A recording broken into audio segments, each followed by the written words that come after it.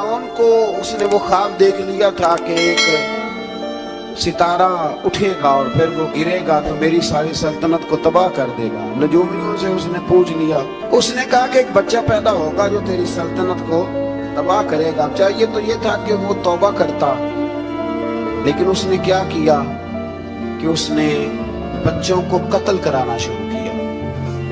युज़ब्बिहूना अबनाअकुम, ज़िबा करा देता था तुम्हारे बेटों, और बच्चियों को वो जिंदा रखता था।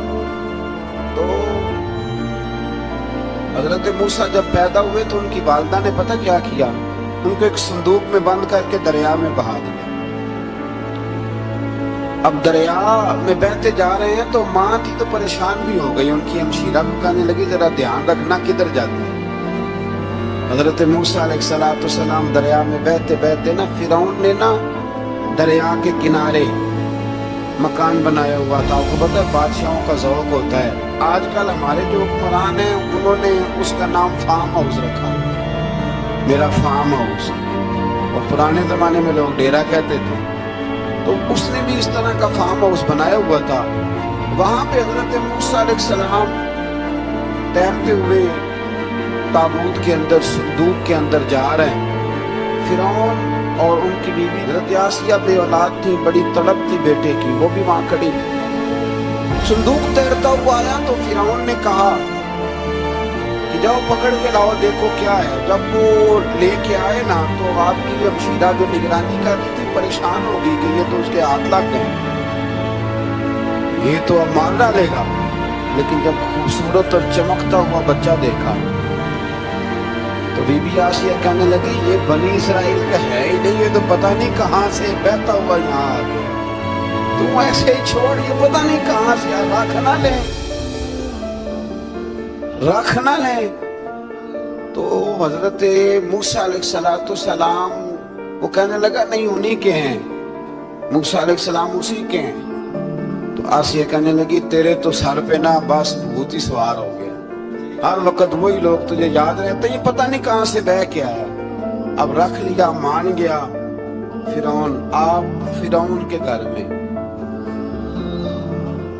जो इसलिए बच्चे मरवा रहा था कि मेरी सल्तनत हजरत मूसा पैदा ना हो जाए, तो उसी के घर में परवरिश पाने लगे, उसी के घर में। अब औरतें मंगाई गई दूध पिलाने के लिए, तो हजरत मूसा अलैहिस्सलाम किसी बीबी का दूध नहीं पीते, तो आपकी हमशीरा ना वहीं दाएं बाएं घूमती रहती। तो कहने लगी जनाब आसिया से कि मैं एक बीबी को जानती हूँ, बड़ी साफ सुथरी है, मुझे उम्मीद है ये बच्चा उसका दूध पिएगा। तो फिर उन कहने लगा दौड़ के ला।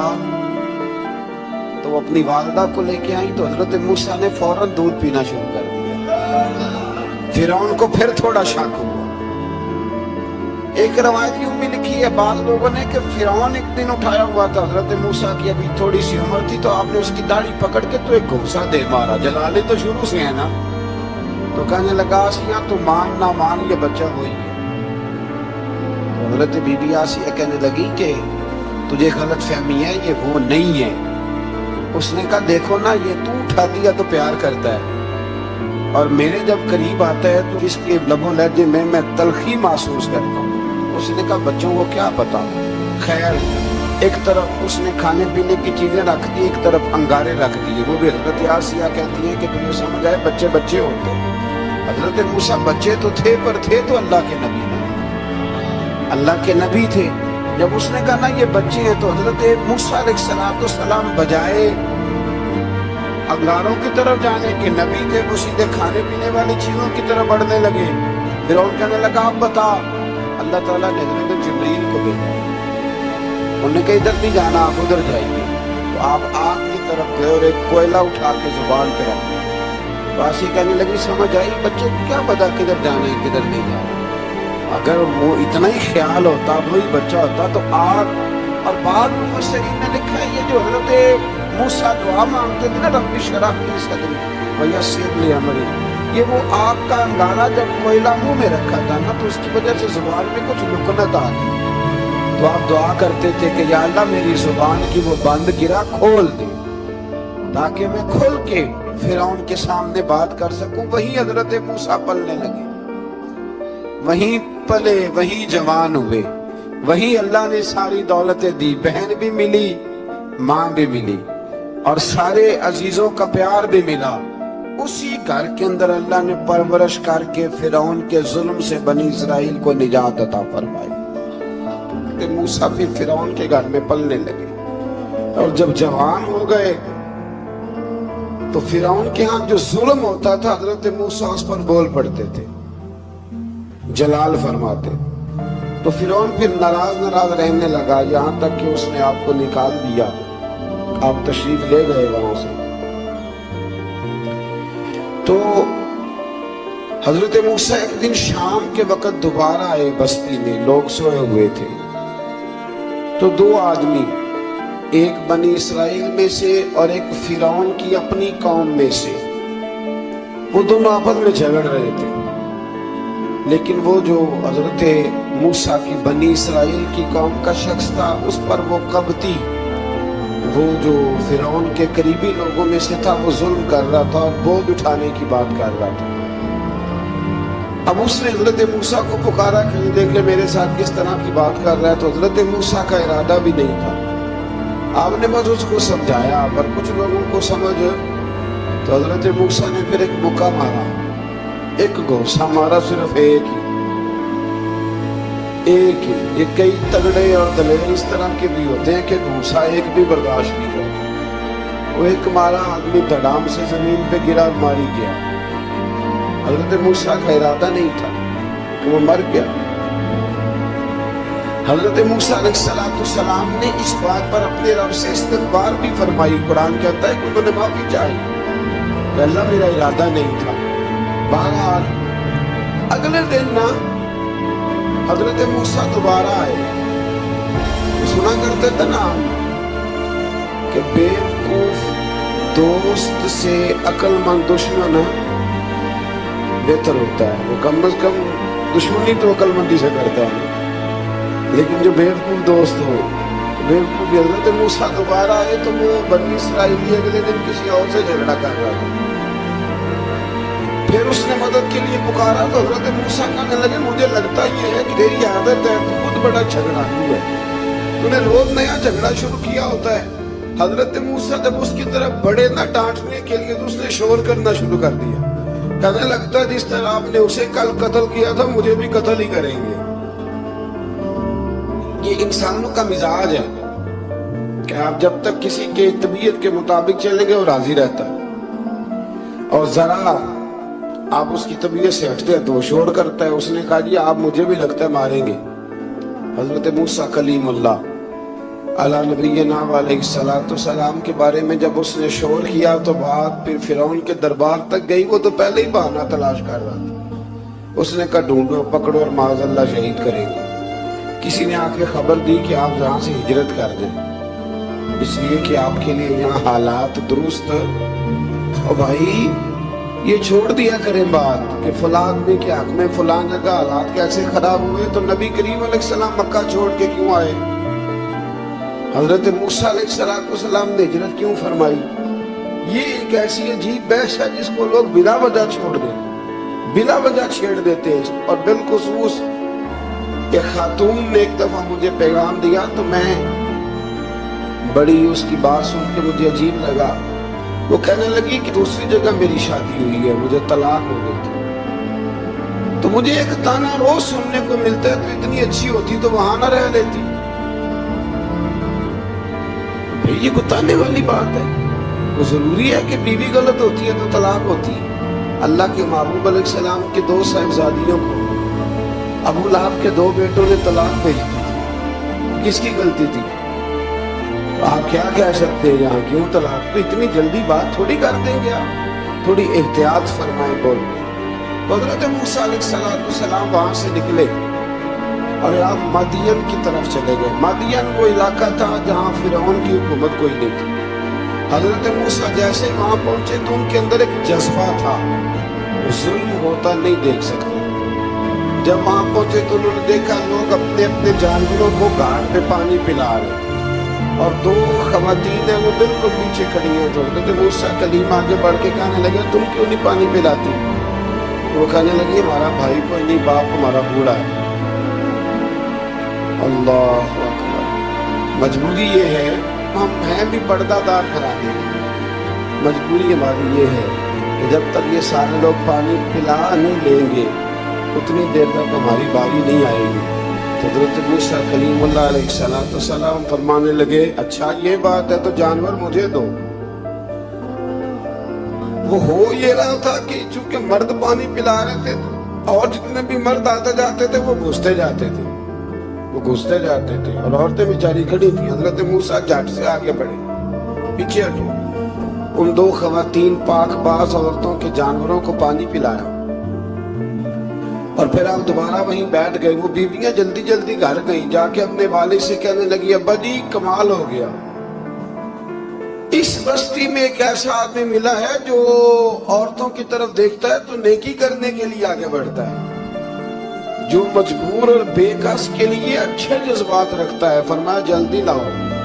کچھ مفسرین اور طرف بھی گئے ہیں لیکن جمہور نے لکھا ہے کہ وہ حضرت شعیب علیہ السلام تھے۔ حضرت شعیب نے گھر بلایا، اپنی ایک بیٹی کو بھیجا، فرمایا بیٹے بلا کے لاؤ۔ وہ جب گھر آئے تو آپ فرمانے لگے آپ میرے ساتھ اجرت طے کر لیں، 8 سال یا 10 سال آپ میری بکریوں کو چرائیں، میرے گھر میں رہیں۔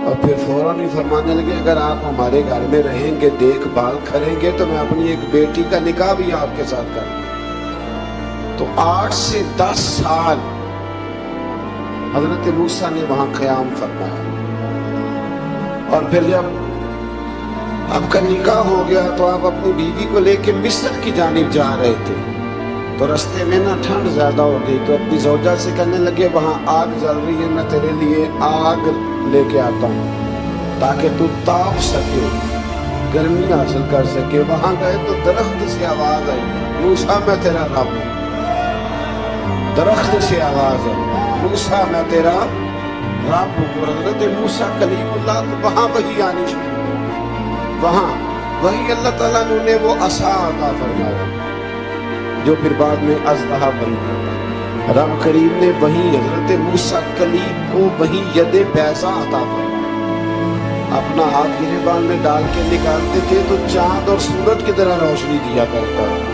ید بیضا لیے بیٹھے ہیں اپنی۔ میں کبھی کبھی کہا کرتا ہوں کہ مولا کے دینے کے انداز بڑے انوکھے، بھائی یوسف کو کنویں میں پھینکتے ہیں تو اللہ مصر کا حکمران بنا دیتا۔ تو پھر حضرت موسیٰ وہاں سے واپس آئے اور آ کر کے آپ نے دوبارہ وہ سارا نظام زندگی شروع فرمایا۔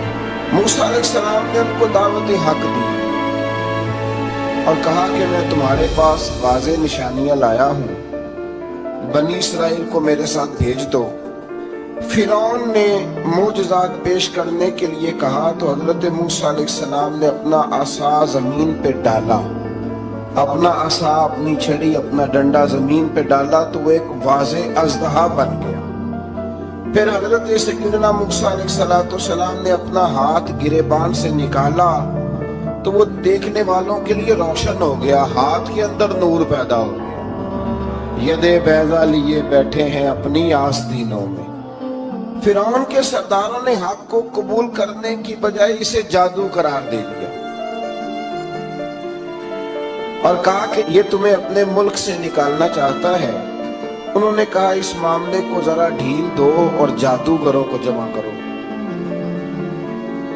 جادوگر آئے، انہوں نے فرعون سے کہا کہ ہم حضرت موسیٰ کے مقابلے میں جادو تو دکھائیں گے معاذ اللہ، لیکن اگر ہم غالب آ گئے تو پھر ہمارا انعام کیا ہوگا؟ سودا پہلے طے کر رہے ہیں، کیا انعام ملے گا؟ اس نے کہا کہ اگر تم غالب آ گئے تو میں تمہیں اپنا قریبی بنا لوں گا۔ بادشاہوں کا قریبی ہونا بھی تو بڑی بات ہے نا، لوگ بڑے پاپڑ بیلتے ہیں قریبی ہونے کے لیے، اور یہ جو قریبی ہوتے ہیں نا بالخصوص جو بادشاہوں کے قریبی ہوتے ہیں، بادشاہوں کی تباہی کا سبب بھی یہی لوگ ہی بنتے ہیں۔ یہ ان کو روز خبر دیتے ہیں کہ سب اچھا ہے، سب اچھا ہے، اور دنیا کے زیادہ تر حکمران انہی لوگوں کی وجہ سے تباہ ہوتے ہیں کیونکہ ان کا خود عوام سے رابطہ نہیں رہتا۔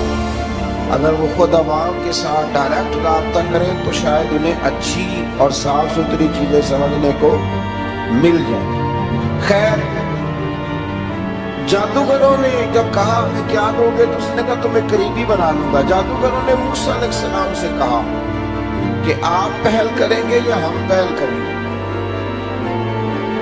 تو موسیٰ علیہ السلام نے کہا تم پہل کرو۔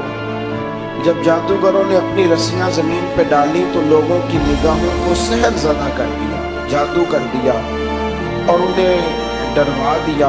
انہوں نے کہا یہ تو بڑا جادو لے آئے۔ تو اللہ تعالیٰ نے حضرت موسیٰ علیہ السلام کو حکم دیا کہ آپ بھی اپنا عصا زمین پہ ڈالیں۔ ان کی رسیاں سام بن گئی تھی نا، دراصل وہ سام بنی نہیں تھی، لوگوں کی آنکھوں پر جادو ہو گیا تھا، انہیں سام نظر آ رہا۔ فرمایا آپ بھی اپنا عصا زمین پہ ڈالیں۔ وہ عصا سام بنا اور جادوگروں کی ساری چیزوں کو نگل ہی گیا۔ ان کی بہت ساری رسیاں سام بنی تھی، ان کا ایک ہی عصا سام بنا اور سب کو نگل گیا۔ اس طرح کے معجزے کی حقانیت اور جادوگروں کا بطلان ثابت ہوا اور فرعونی رسوا ہو گئے۔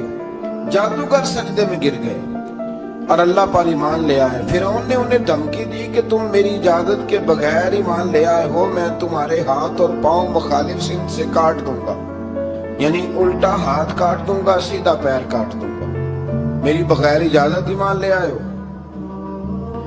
اور تمہیں سولی پہ بھی چڑھوا دوں گا۔ انہوں نے کہا کہ ایمان لانے کی پاداش میں تم ہمیں سزا دینا چاہتے ہو؟ پھر انہوں نے اللہ تعالیٰ سے صبر اور استقامت کی دعا کی۔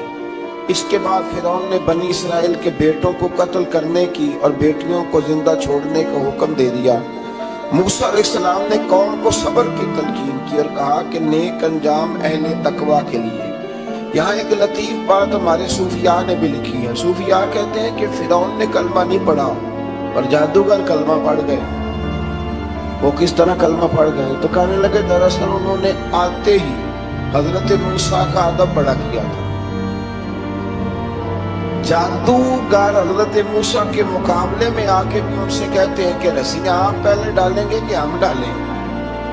آپ عصا پہلے رکھیں گے کہ ہم رکھیں؟ تو اتنا سا ادب کیا تو رب کریم نے فرمایا جو نبی کا ادب کرے وہ بے ایمان نہیں رہ سکتا، جو نبی کا ادب کرے وہ بے ایمان نہیں رہ سکتا، اور جو نبی کی بے ادبی کرے وہ ایماندار نہیں رہ سکتا۔ ختم ہو گئی بات۔ یہاں ہمارے صوفیاء نے یہ بات لکھی ہے کہ چونکہ انہوں نے آتے ہی کہا تھا کہ آپ پہلے ڈالیں گے یا ہم پہلے ڈالیں، تو حضرت موسیٰ سے انہوں نے پوچھ لیا، نبی کے پوچھے بغیر پہل نہیں کی تو اللہ نے انہیں ایمان کی دولت عطا کر دی۔ اللہ تعالیٰ نے فرعونیوں پر قحط سالی کا عذاب نازل کیا۔ فرعونیوں کا طریقہ یہ تھا کہ اچھائی کو اپنا کمال گردانتے تھے، کہتے تھے یہ ہماری طرف سے، اور برائی کو معاذ اللہ بدشگونی کے طور پر موسیٰ علیہ السلام کی طرف منسوب کرتے تھے، کہتے تھے معاذ اللہ آپ کی وجہ سے یہ سارا کچھ ہوتا ہے۔ ہوتے نا نہیں کہتے جب سے میں وہاں گیا ہوں تب سے ہمارے بزرگ ایک لطیفہ بھی سنایا کرتے تھے کہ کسی زمیندار نے نماز پڑھنی شروع کی تو اس کے جانور مرنے شروع ہو۔ اب لوگ سمجھتے ہیں کہ معاذ اللہ شاید یہ کسی بزرگ کے سبب سے ایسا ہے، حالانکہ یہ تو اللہ کی طرف سے آزمائش ہوتی ہے، اس کی حکمتیں ہوتی ہیں۔ اللہ تبارک و تعالیٰ نے ان پر عذاب کیا نازل کیا؟ آیت نمبر 130 اور 143 کا بھی آپ سورہ اعراف کی پڑھیں تو اللہ تعالیٰ نے ان پر ٹڈیوں کا، جموں کا، مینڈکوں کا اور خون کا عذاب نازل کیا۔ یہ کس قسم کا عذاب ہے؟ جمعے پڑ گئے، ٹڈیاں آ گئی، یہ اللہ نے عذاب نازل کیا۔ جب وہ عذاب میں مبتلا ہوئے تو موسیٰ علیہ السلام سے کہا کہ آپ اللہ سے دعا کریں کہ ہم سے یہ عذاب ٹل جائے، اگر ایسا ہوا تو ہم ایمان لے آئیں گے، بنی اسرائیل کو بھی آزاد کر دیں گے۔ لیکن موسیٰ علیہ السلام کی دعا کے نتیجے میں جب عذاب ٹل جانے کے بعد فرعونی پھر اپنے وعدے سے پھر گئے۔ بنو قریظہ والوں نے بھی کئی دفعہ حضور سے وعدے کیے پر اپنے وعدوں پر قائم۔ ایک بات آپ سے یہاں روک کے عرض کر دوں، ہم بھی کئی دفعہ کہتے ہیں ذرا بریک کبھی گاڑی کی نہیں نہ لگتی تو ہم ارادہ کرتے ہیں کہ آج سے ہی نماز شروع کر دینی ہے۔ ذرا طبیعت زیادہ لیل ہوتی ہے تو ارادہ کرتے ہیں نا کہ بھائی آج کے بعد ہم نے نیک، پھر کیا ہوتا ہے؟ شفا ہو گئی تو چھٹی ہو گئی۔ یہ طریقہ درست نہیں، یہ تو کفار کا طریقہ بیان کیا نا قرآن پاک نے۔ فرمایا جب اللہ تبارک و تعالیٰ نے انہیں نجات دے دی تو اپنے وعدے سے مکر گئے، تو پھر اللہ تبارک و تعالیٰ نے بنی اسرائیل کو سمندر پار کر کے ایسی قوم کے پاس پہنچا دیا جو بتوں کی پرستش کرتی تھی. وہ تو بچ گئے لیکن فرعونی سارے دریا کے اندر غرق ہو گئے. حضرت موسیٰ علیہ السلام سے کہنے لگے کہ ہمارے لیے یہ خدا بنا دیجیے. حضرت موسیٰ علیہ السلام نے فرمایا بت پرستی کرنے والے جاہل ہیں. یہ بت پرست قوم کے پاس جب گئے نا بنی اسرائیل والے بت پوجتے ہوئے دیکھا تو کہنے لگے ہمارے لیے بھی سامنے بنا کے رکھ دو. فرمایا یہ تو جاہل ہے, تم انہیں دیکھ کے اثر قبول کر رہے ہو اور اپنی جاہلیت کے باعث یہ ہلاک ہونے والے بھی ہیں. پھر اللہ تعالیٰ نے بنی اسرائیل پر اپنی نعمتوں کا ذکر فرمایا اور موسیٰ علیہ السلام نے اپنی قوم میں ہارون علیہ السلام کو اپنا جانشین فرمایا اور کوہ طور پر تشریف لے گئے. اللہ نے فرمایا وہاں آ جائے, میں آپ کو تورات عطا کرتا ہوں. 40 دن کا یہ عرصہ تھا. موسیٰ علیہ السلام نے وہاں پہ جا کے وہ سارا واقعہ بھی انہی آیات میں حضرت موسیٰ نے عرض کیا تھا کہ رب ارنی, یا اللہ میں تجھے دیکھنا چاہتا ہوں. تو فرمایا لن ترانی, تو نہیں دیکھ سکتا. وہ بھی یہاں اللہ نے ذکر فرمایا. پھر اللہ تعالیٰ نے اپنی ایک تجلی جب کوہ طور پہ ڈالی تو حضرت موسیٰ علیہ السلام تاب نہ لا سکے اور بے ہوش ہو گئے اور پہاڑ بھی ریزہ ریزہ ہو گئے. اس کا ذکر بھی اللہ نے انہی آیات میں فرمایا. آیت نمبر 144 سے 155 تک حضرت موسیٰ علیہ السلام کو رسالت عطا کرنے, کلیم اللہ کا منصب عطا کرنے, تورات عطا کرنے کا ذکر ہے. آگے چل کے بتایا کہ جو متکبر لوگ ہیں نا وہ آیات الہیہ سے منہ پھیرتے, اور جو لوگ اللہ کی آیات اور قیامت کو جھٹلاتے ہیں ان کے اعمال باطل ہیں. پھر موسیٰ علیہ السلام کے کوہ طور پر قیام کے عرصے میں بنی اسرائیل کے زیورات سے بچڑا بنا کر اسے معبود بنانے کا ذکر ہے. ان میں ایک جادوگر تھا سامری, سنا ہے سلالہ میں اس کی قبر ہے. حضرت موسیٰ کوہ طور پہ چلے گئے تو اس نے پیچھے سے نا سونے کا ایک بچڑا بنا لیا, اس میں سونے کی تاریں اس کے منہ میں لگائی, ہوا چلتی تھی تو بجتی تھی.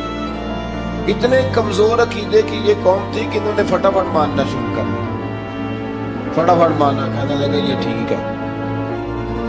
چنانچہ موسیٰ علیہ السلام جب واپس آئے تو قوم پر غصے اور افسوس کا اظہار فرمایا اور کہا میرے پیچھے تم نے ایسا برا کام کیا.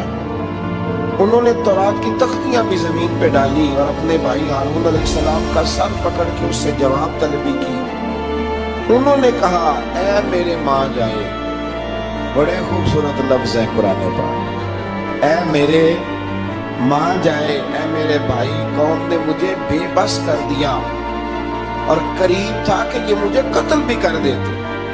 اب آپ مجھ پر سختی کر کے دشمنوں کو ہنسنے کا موقع نہ دیں. کبھی بھی دشمنوں کو اپنے اوپر ہنسنے کا موقع نہ دینا چاہیے. پھر آیت نمبر 151 میں موسیٰ علیہ السلام کی دعا اور کلمات استغفار کا ذکر ہے. آگے چل کے بتایا کہ غصہ ٹھنڈا ہونے پر موسیٰ علیہ السلام نے تورات کی تختیوں کو اٹھایا جن کی تحریر میں اللہ سے ڈرنے والوں کے لیے ہدایت اور رحمت کی بشارت ہے. آیت نمبر 156 سے لے کر 158 تک میں موسیٰ علیہ السلام کی دعا کا ذکر ہے جس میں انہوں نے اپنی قوم کے لیے اللہ تعالیٰ سے دنیا اور آخرت کی بھلائی مانگی. اللہ تعالیٰ نے فرمایا یہ کامل نعمت میں ان لوگوں کو عطا کروں گا جو ایمان کے ساتھ تقوی بھی اختیار کریں گے, یہ انہیں بھی